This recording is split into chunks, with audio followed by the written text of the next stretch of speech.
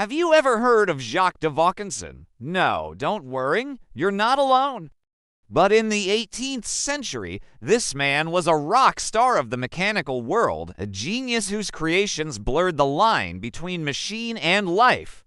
Today, we're diving into the incredible and tragically lost world of his mechanical marvels.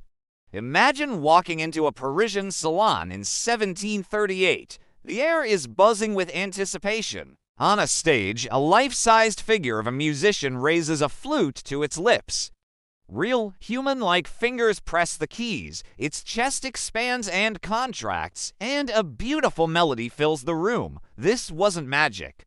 It was Vaucanson's flute player, an automaton so complex it could play 12 different tunes, its lungs a system of weighted bellows, its tongue a valve regulating airflow. People were utterly mesmerized. It was the first time a machine had replicated such a nuanced human action.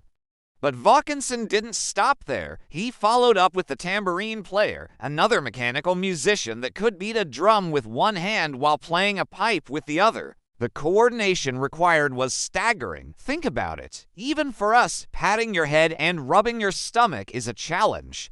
Vaucanson programmed a machine to do something far more complex, all with gears, cams, and levers.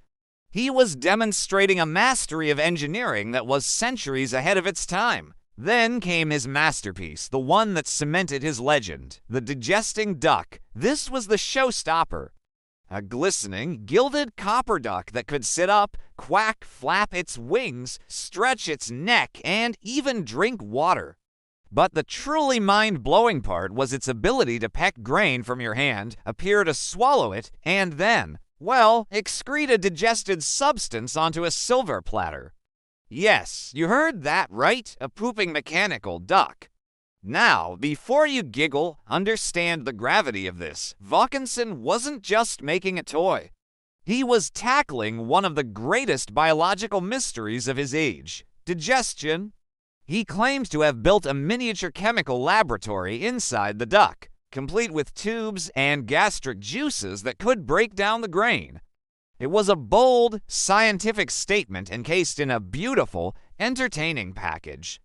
The duck became the talk of Europe, touring cities and leaving audiences in absolute awe. It was the pinnacle of artificial life in the Age of Enlightenment. So, where are these incredible creations today? This is where the story turns from wonder to tragedy. After years of touring, Vaucanson, more of an inventor than a showman, sold his automatons. They passed through various hands, were displayed in less than ideal conditions, and slowly fell into disrepair. The intricate mechanisms were delicate, and few people knew how to maintain them. The last credible sighting of the collection was in the early 19th century. A German mechanic named Gottfried Christoph Beyerys bought them, but he seemed more interested in hoarding them than preserving them. He locked them away, and after his death, the trail goes cold. Rumors swirled for decades. Were they hidden in an attic, dismantled for parts? Some stories even claim the famous magician Jean-Eugene Robert-Houdin discovered the duck, but found it was more of a clever trick than a true digesting machine. A hidden compartment stored pre-made digested material. But even he described the rest of its mechanics as genius. The most heartbreaking theory is that they were destroyed in a fire. In the 1870s, a fire broke out in a museum in Nizhny Novgorod, Russia, where some reports suggest the automatons were being stored. And just like that, Vaucanson's mechanical family, his flute player, his tambourine player, and his infamous digesting duck may have been lost forever to the flames, reduced to ash and melted copper. Today, nothing remains but drawings, descriptions, and the enduring legend. We can't see them, touch them, or witness their magic firsthand. But Vaucanson's influence is everywhere. His work on automating looms revolutionized the textile industry and laid the groundwork for the Industrial Revolution. His quest to replicate life inspired generations of engineers, roboticists, and computer scientists. Every time you see a complex robot on an assembly line or an advanced animatronic in a theme park, you're seeing a faint echo of Vaucanson's dream. He was a man who dared to build life out of clockwork and ambition. The loss of his works is a profound one, a missing chapter in the history of technology. It reminds us that even the greatest creations can be fragile, and that sometimes the most brilliant stories survive only in our memory and imagination.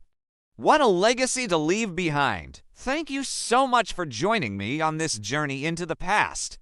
It's a fascinating and slightly sad story, but one that's so important. If you enjoyed this dive into history and technology, please hit that like button and consider subscribing for more stories of lost wonders and forgotten geniuses.